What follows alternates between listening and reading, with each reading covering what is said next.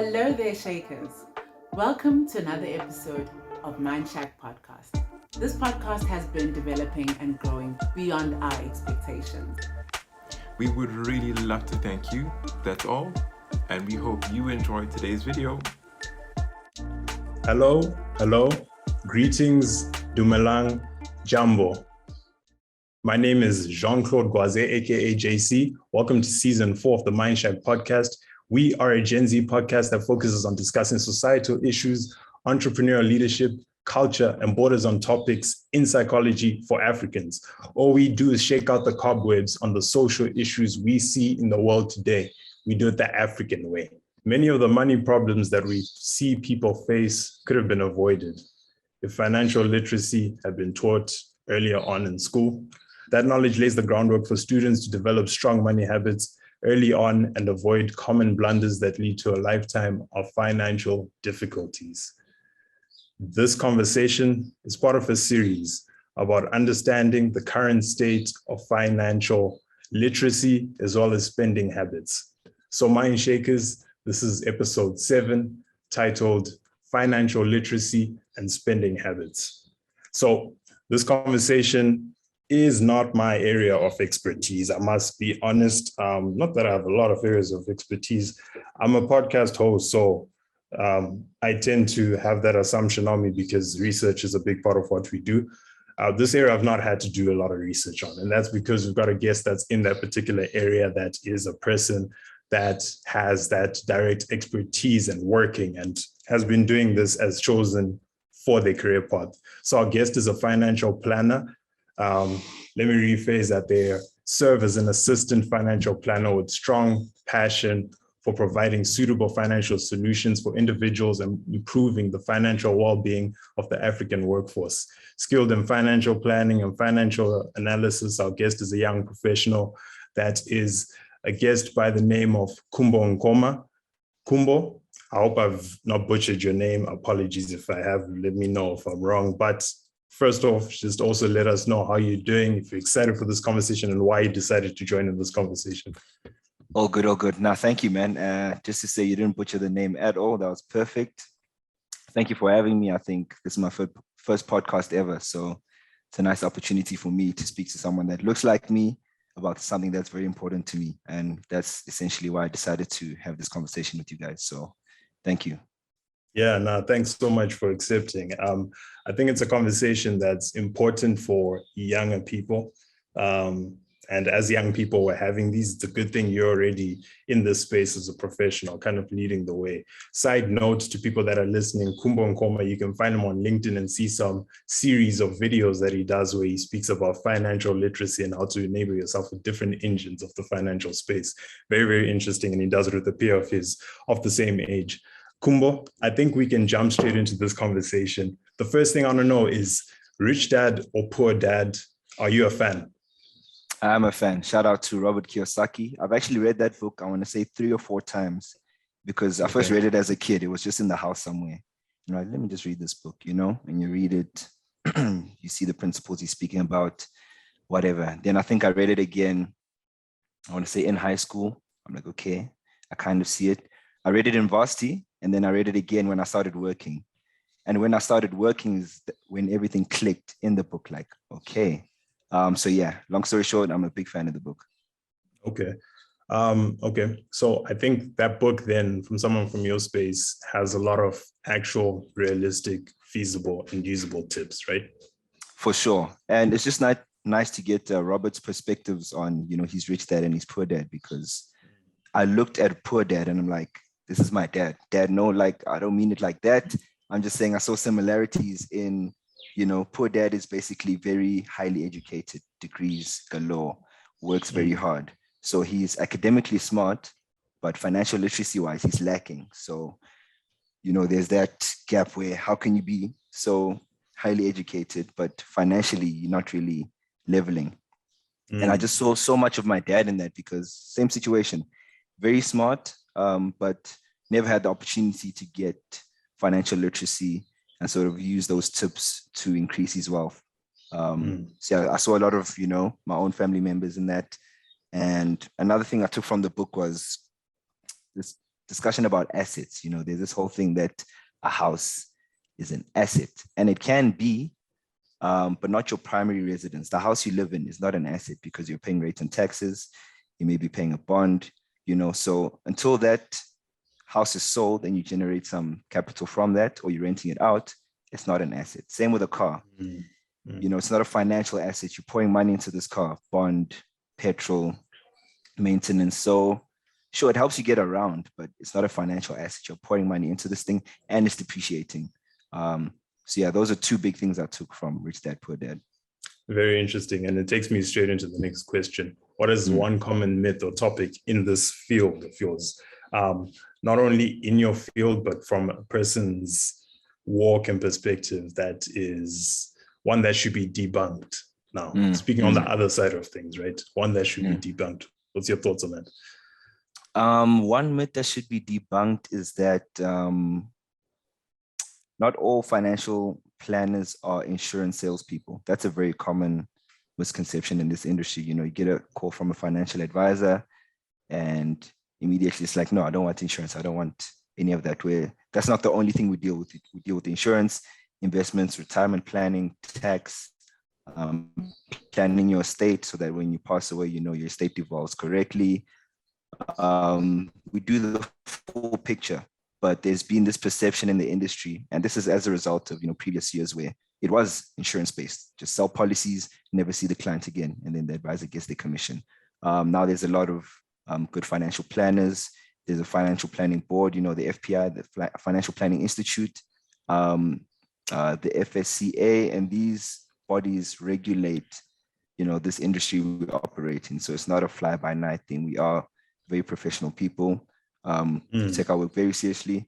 So that's the first myth I want to debunk, just the fact that we're not fly-by-night. It's a very serious industry, and there are a lot of success stories, both big and small. So okay, yeah, that's a big myth that I like to debunk.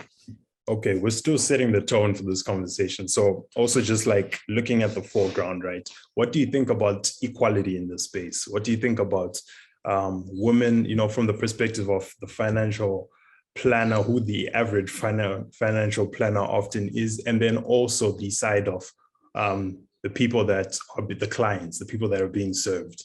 To answer the first question, funny enough, the company I work for now is incredibly female dominated. Just to give a rough figure, I'd say 65% female, 35% male, which for me was a first to see. And I'm glad to see it because we need that sense of equality, and we need to keep pushing forward and getting women involved in the industry for one. And from the client side, I think there's also a good balance between men and women. It's not just men that are seeking out financial planners and dealing with their financial matters. Women are earning a lot of money too. And they do form a large part of our client base. Not only at where I'm working now, but the previous companies I've worked for, friends in the industry I speak to have a lot of female clients. So that's very nice to see as well. Okay. So then what do you see? What do you see of trends, spending habits, and things of that nature? Maybe the question is, what do you think when it comes to personal financial management, regardless of either side of gender? What do you think is one of the main problems that people face, or the big mistakes that people make? Okay, I'll segregate this by age, not gender. So I'll talk about young people first, and then I'll talk about the older generation. So I think with the younger generation, there's a sense of invincibility where it's YOLO. I can live the way I want to now. I'll deal with the repercussions later. Nothing can happen to me. I'm untouchable. Yeah. And so you get a sense of, they just don't really care. They don't really tend to their financial situation. And then the older generation, it's a bit of skepticism. Like I mentioned, back in the day, the industry was very insurance sales based. So it's a bit of, okay, can I trust this guy? I only have a few years left to retirement. If I give them my money, will they do the right thing? So the willingness is there from the older generation, but then it's more skepticism now. Like, okay, should I really, get into this? Will I lose my money? Can I trust this person? That type of thing. So yeah, to separate the two, the younger people, YOLO, invincible, nothing can happen to me. The older generation is, okay, I have this. I want to be helped, but can I trust you? That type of thing. Yeah. Okay. And on that side of things, as a younger, as from the perspective of younger people and the invincibility, why would someone want financial advice and or skills to manage it if they also just believe that this job is the stepping stone to this career and that path that they're going to take that's going to be just give them financial independence and all that type of thing? What tools are you providing as a financial advisor or a planner in this space for a person? Well, personally, and we spoke about it before we got on the call, I put out a lot of video content which is geared towards the younger people, because I kind of want them to buy into these practices in a way that they can understand. You know, they're not going to read it in a newspaper article. They'll probably scroll past it on Twitter. But if they see a video online to young people that are breaking down these complex situations in a way that they can understand, I think that could be more enticing for younger people to get into financial planning. So that's one aspect where I'm trying to get, you know, the younger people in and just explain these various financial planning topics. Interesting. Okay. And then on the perspective of corporate and the work that you do, there's younger people that have the idea that it's expensive. It's expensive. I don't need a financial plan at this point because I might end up incurring some serious costs that I don't know if it's part of my thinking at this point to do that. So what do you say to those people? And hopefully, you know, you get the line I'm drawing between the question 2 questions ago and this one. I think there's a financial planner for everyone. You know, some institutions charge upfront fees. Some don't charge you a fee directly. They just get commission from, you know, the company they work for. There's young financial planners who deal specifically with younger people like myself. You get the older generation that deal with everybody. So there's a financial planner for everyone. And the nice thing about financial planning is it's not a one-size-fits-all solution. So the same solution I give to you, Jean-Claude, is not going to be the same situation I implement for Ronnie or whoever the case. It's all dependent on your budget, so your level of affordability and your financial needs. Okay, that makes a lot of sense. For those who are not sure who Ronnie is, that is actually the editor of this, the lead editor in production of this podcast, and the man he has been communicating to quite a bit. So, yeah, Ronnie, there's your tip. I know you're watching this. This is a thank you to you, a mind shaker, and listener of this episode. We highly, highly appreciate you joining in on all of these episodes. If you can just take a second to share this link to someone to have them tap into these episodes, that will be so highly appreciated. You are the fuel to what we're doing here. So please share the link, please like, please comment, please subscribe or follow in whichever platform you're in. And we will see you on the next episode as you continue to fuel us through. Thank you. So game is never, ever, ever. Khumbo, you ready to go? 5 questions. Let's go. Okay, sounds good. First question, never, ever, ever wanted to switch career? I've never wanted to switch careers yet. Okay. Yeah. When did you decide this was your space then? 2016, around the end of 2016. Yeah. Okay. That means from young, you knew what you were doing. I wouldn't say from young, but we'll get into it later in the conversation. I'll let you know exactly how I got into this. Yeah.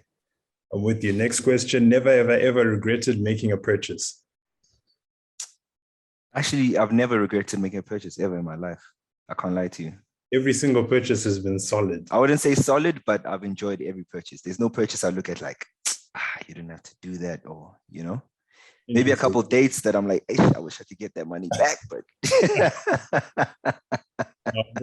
you know what? Someone brought an interesting perspective in one of the earlier episodes where they said that every purchase they've made, they don't realize that even if they regret it in the moment, that in a future moment, they're probably going to need that purchase, or that purchase is not for them. That purchase is for someone else. So I hear you. It's true. Yeah. So next one, never, ever, ever broken a bone? Now I've broken a bone. I actually have. Okay, how did that happen? So this was probably grade 9, just playing soccer with some friends, and I fractured either my tibia or fibula, one of the two. So yeah, it was quite a bad injury. I was out for like 6 months. But yeah, I'm back. Funny enough, I'm injured right now, but it's not a bone. It's ligament tear. So Yeah. It is what it is. Yeah. But yeah, I have broken a bone for sure. Sound active when you say the words injured. I see your shirt also. You seem like an active man. One bone that's good for an active man like yourself. Hey, Okay. Next question. Never ever hated working with team members. hate is a strong word. There's been teams where I'm like, can I get a substitution? Yeah. So yeah, let me say, I have had teams I've worked in where I was like, nah. This could be the sports field. We don't know what teams you're talking about, you know. That's very true. That's very true. And then never ever wanted to go vegan or extremely healthy. Never, bro. I love meat. I love dairy. In fact, the only thing I don't eat is brinjals, eggplants, but everything else is fair game. Like, Okay. I eat everything, bro. Yeah. You're just like me. I'm with you. Last Yeah. question. Made it through. Never ever been awake for 2 days straight. Never. I think I've come close. I want to say 18 hours, like during varsity, crunch time, exam season, but 2 full days? Nah, never. Yeah. Now that's a different kind of grind. I feel like 2 days is when something is wrong. Yeah, Like, 2 days is a lot, bro. 24 hours is a lot. yeah, that's not grind. That just could be something else going on. Like, you're discouraged and you're lost or something. Hey, bro. Hey, Yeah. but yeah, nah, never. Okay, so I think then the next important question is now stepping away from your view and I think tapping into the knowledge, right? Tapping into the knowledge. I think stepping away from your view as someone that is helping clients and part of the system right now, but to give advice to people that are walking and trying to walk it within the space of financial independency and management. What should people be considering? That tip that you'd give, and how can people also just empower themselves in this space? I say the biggest tip I can give is to start as early as you can, because what you lose with time is money. You know that saying, time is money? I never really realized the meaning of it until I started working in financial planning. Just to give a practical example, I'm 27 right now, right? And if I start investing now at this age, because I benefit from having money in the market, I can start with less than I had to if I started 10 years from now, because I would have had to catch up the years that I've lost, Okay. So for example, if I put away 500 Rand right now, to make up the same gain, if I start 10 years later, I might have to start investing 3,000 Rand per month just to make up for that time. So the best tip would be to start young, and not only from an investment perspective, but insurance as well. So personal insurance, your life insurance, disability insurance. These are things that are cheaper when you're younger because, they deem you less risky because you're young and you're healthy, etc. You're still playing sport, you're still active.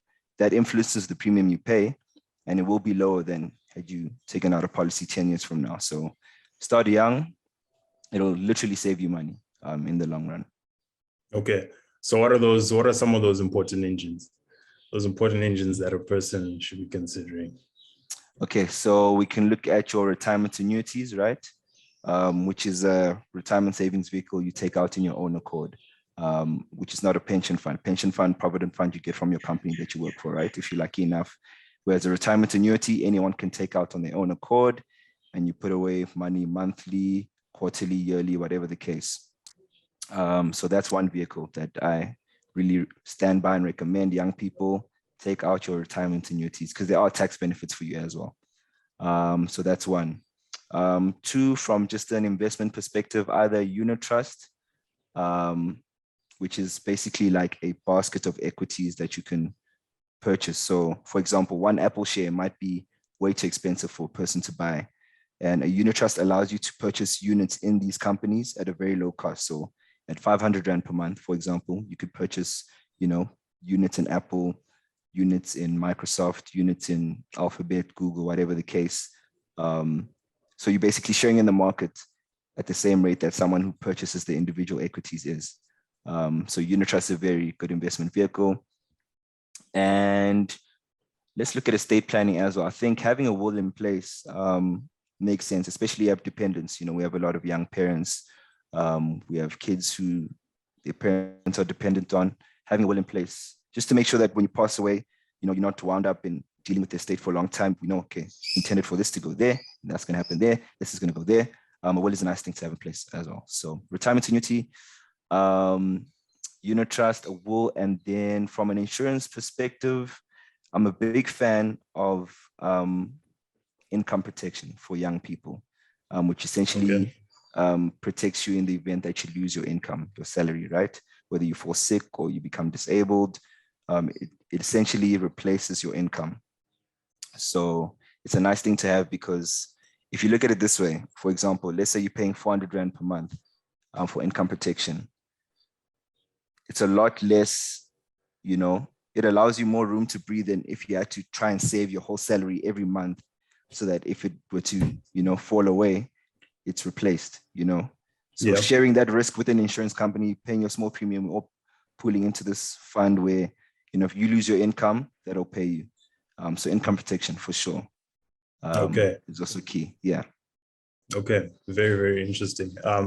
Also, to those that are listening, he speaks in rands because both of us are in South Africa right now. So, so you gotta bear with us. You might need to look up, convert 400 rands to USD. Yeah, but, for sure. No, that's very key aspects you're bringing up there. A question I'm having is just, kind of a philosophical question here. I also think there's a balance that needs to be played to some level of the money, the relationship we have with money, the value of money, and how we go about the money we receive and act with the money we receive, how we perceive it, what it enables, and those sort of things. What are your thoughts, and what would you say around that topic of the conversation? I think, that's a very interesting topic, because your relationship with money is influenced by what you see, whether it be in your household, your friend groups, family members, and it could either influence you positively or negatively. And I'm not quite sure where the switch is, because, for example, you could be someone that grew up poor and, you within poverty, and none of your friends have money, but you tell yourself that when I have money, I'm gonna blow it. People need to know that I have money, boom, boom, boom. So maybe that behavior is just influenced by ego, where someone in the same situation can come into money and say, okay, I never want to lose this. I'm not going to blow it. I'm just going to, keep it and make sure that it stays with me. So you wonder what changes in people's mindset if they grew up in the same situation, come into the same money, but one wants to blow it and one wants to just, keep it modest and humble. I think it has to be ego that comes into play. And like you said, it's a philosophical discussion. So there are other factors that come into that. But it's very interesting to see the things that influence people's spending habits and their relationship with money. But it's definitely from your environment and your own psyche and ego, I guess, that influences how you deal with money, for sure.